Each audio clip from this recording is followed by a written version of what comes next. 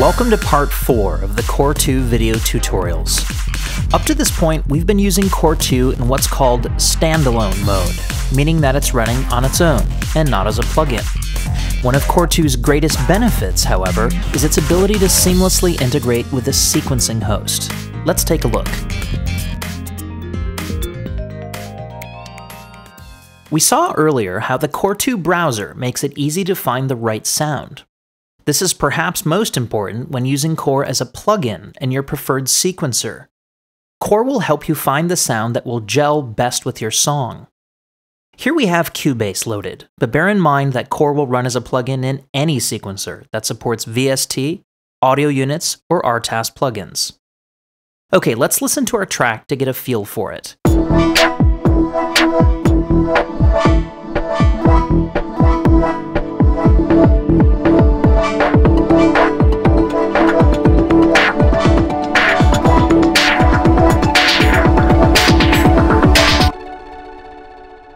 As you can hear, we have the groundwork already laid for a great song.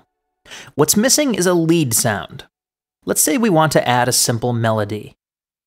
This is where Core 2 really shines, because I will specify exactly what kind of sound is needed to maintain the vibe of our track. I'm going to add the lead sound to this instance of Core, which already contains the arpeggiated sound you may have heard a moment ago. So I'll start by selecting Synth Lead.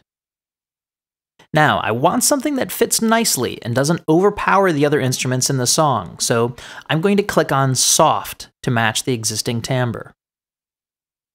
I also don't want to end up with a sound that's thin and dry, but matches the highly affected sound of the track, so I'll click on Processed. Finally, I'll click on Ambient Electronica, since we have a more downtempo type of piece, and I want something that is likely to work with this feel. Now this has narrowed our sounds down quite a bit. I'll choose this patch called Italo Friend and drop it into the sound channel next to our existing arpeggio. As we saw in another tutorial, you can have multiple sounds play in parallel, and that's exactly what we've done here. But I'm going to go one step further. I'm going to change the sound we just added so it only responds to MIDI channel 2. This will allow me to trigger this sound from its own MIDI track inside my sequencer without affecting any other sounds. Core is very useful for creating multi-timbral setups like this. Okay, let's hear what we have.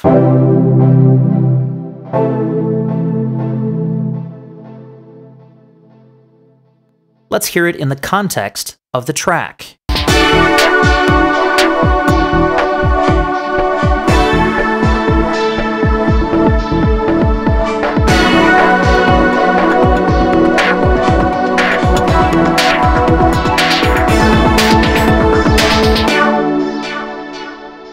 This has got us pretty close, but it's just a little too bright for the texture of the track, so I'm going to reduce the cutoff parameter on the control page for this sound a little bit.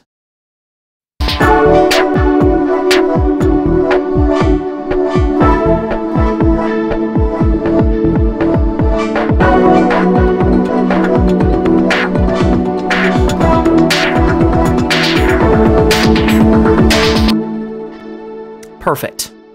I could continue to add more sounds to this instance of Core, triggering each on its own MIDI channel. What's more, I could also build creative effect routings for each sound without having to leave Core, as we saw in an earlier tutorial. This makes Core's bussing and mixing options entirely self-contained. But if I really needed to, I could also send each sound to its own channel in my sequencer's mixer for further processing there.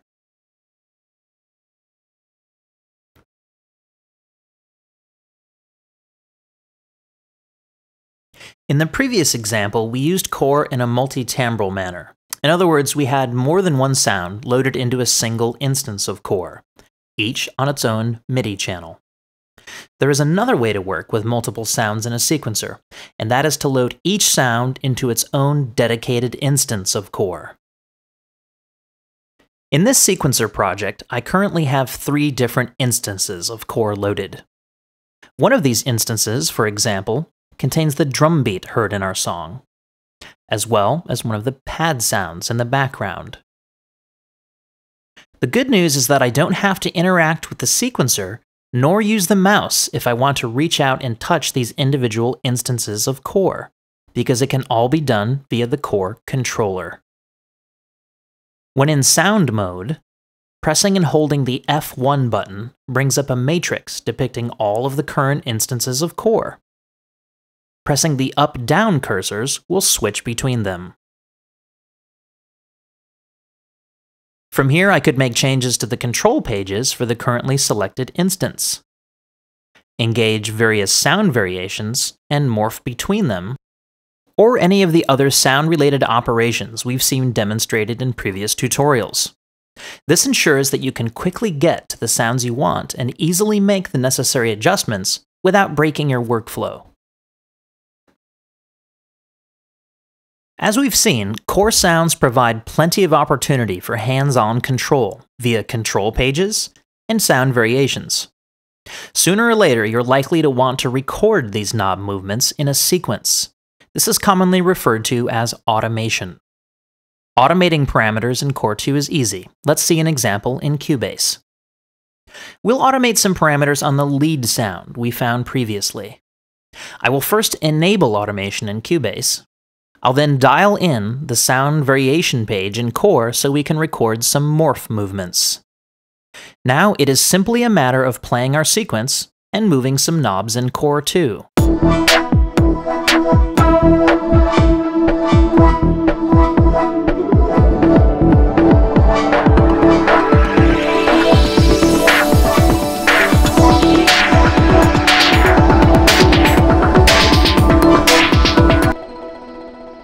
Great.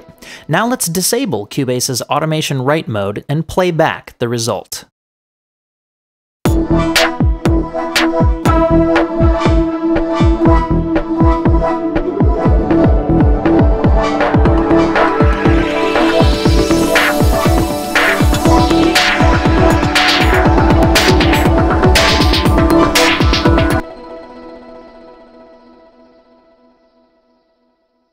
Here you can see the actual automation that we recorded a moment ago. And we could fine-tune it from here, correcting any mistakes if necessary. Here you can see that I already have a lot of automation in this project, mainly the morphing of sound variations and other core sounds in our song. This is partly what is giving the song its intrinsically organic feel, and that's the power of automation, leveraging Core 2's extensive hands-on control possibilities and making them a permanent part of your song. This concludes our tutorial on using Core in a sequencer. Be sure to check out the next tutorial to discover the many ways Core 2 makes live performances easy.